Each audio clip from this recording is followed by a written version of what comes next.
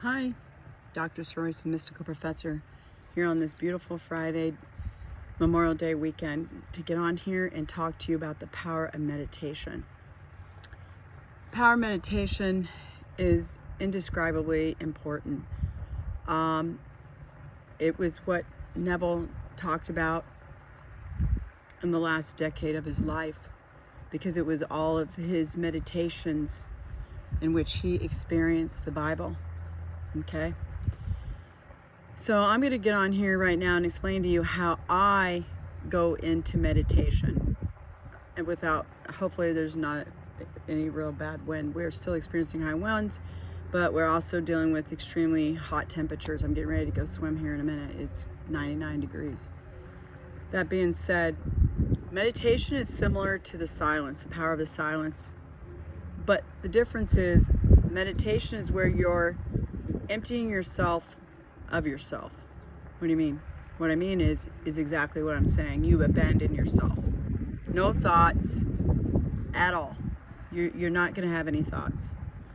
You're going to lay in an extremely drowsy and comfortable position just to see what ensues. You might end up just going to sleep, or you may end up having a mystical experience like I had. Mine are similar to Neville Goddard's. I've had visions. So I know that meditating works. I do not basically take on any specific form or position. I just lay down like I'm going to sleep. I have zero thoughts. I do not, I don't do any humming, any hand folding. I put myself in the most comfortable position and instill an extremely drowsy state. So my mystical experience have all occurred when I was about to fall asleep. I'm going to be honest with you. Except one. The first one that I had woken up and went to the bathroom and then laid back down.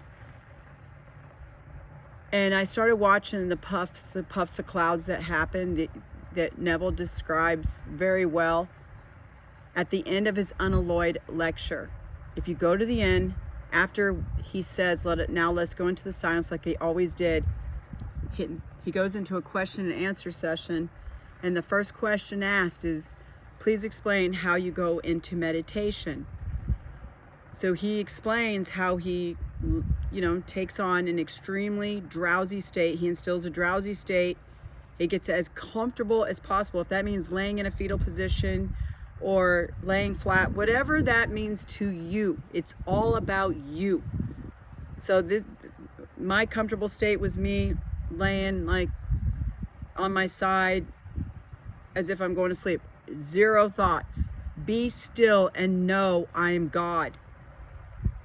Okay? Doesn't say, that Bible verse isn't referring to commune with your own heart and be still upon your bed, because that's when you're praying, right? This is not the same as prayer, but you can get to that point, and I'm going to explain that right here in a second.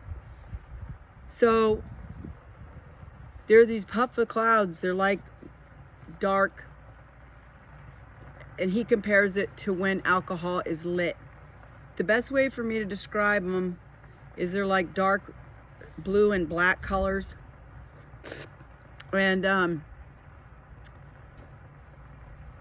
they eventually will fade, and that's when you'll have a vision.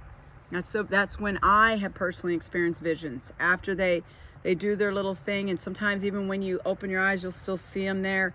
When I'm in an extremely relaxed state, I can still see them in my eyes. Like right now, if I was relaxed right now and not talking, they would probably appear in my eyes, because I know I'm aware of them.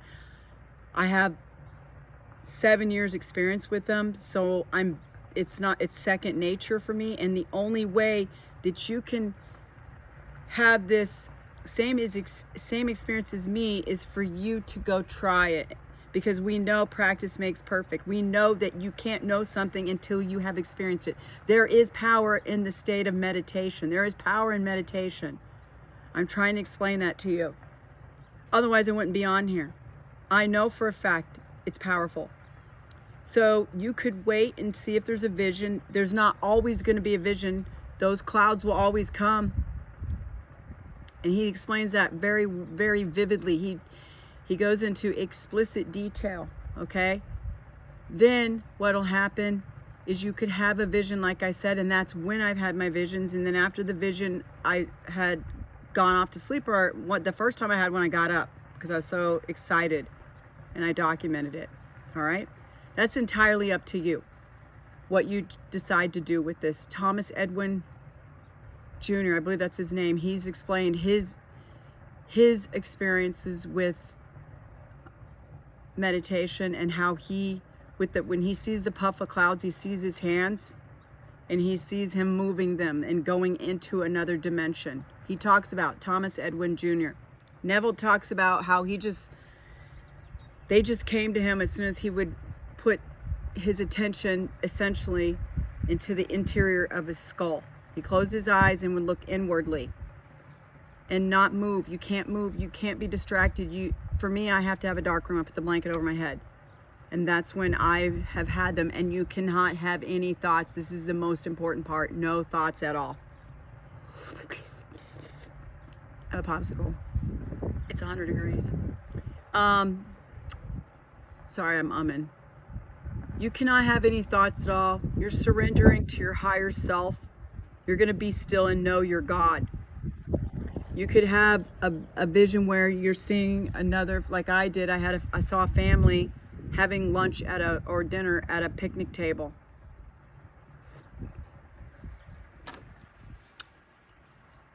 You don't know, because you're not gonna call it. You can't do that. You have to be empty. You surrender and abandon yourself the best that you can, and have absolutely no thoughts. If ego brings on a thought, observe it and move on. Do not, under any circumstances, give it meaning unless it's a good meaning. Oh, all my thoughts benefit me. That benefits me. That means I have my desires. After a vision, if you're ready to drip off to sleep, this is your opportunity. If you are still pretty conscious, because I honestly wasn't very conscious. The last vision that I had before the picnic table incident, I drifted off to sleep. You can use that time because you're already your subconscious is extremely vulnerable and ready for impression for your desire. You can use that opportunity to do exactly that if you have a vision. The hard part's knowing what the vision means. I will tell you that your visions will be based on what you've been feeding your subconscious mind. For me, one was the vision of my face. That's the God meditating me, because Neville describes that he used to see himself. He saw himself in the apple of my eye lecture. He explains that. He saw himself in the lotus posture. He was sitting Indian style, and he never sits like that. And when he really looked within his skull, he saw it was himself, and then it fragmented, and then it reconfigured itself, and he saw very vividly that it was himself.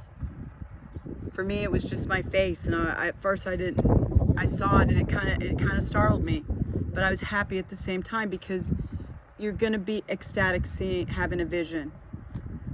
And of course, I want you to come on here and share. That's why the other main reason I started this channel is to share our mystical experiences with one another. Thomas Edwin Jr. has done that. I'm pretty sure that's his name. I'm not 100%. And there was another gentleman he brought on there by the name, I think, of Alan. Again, you have to look it up. But Neville has described these mystical experiences like no other. I tell myself that I have mystical experiences.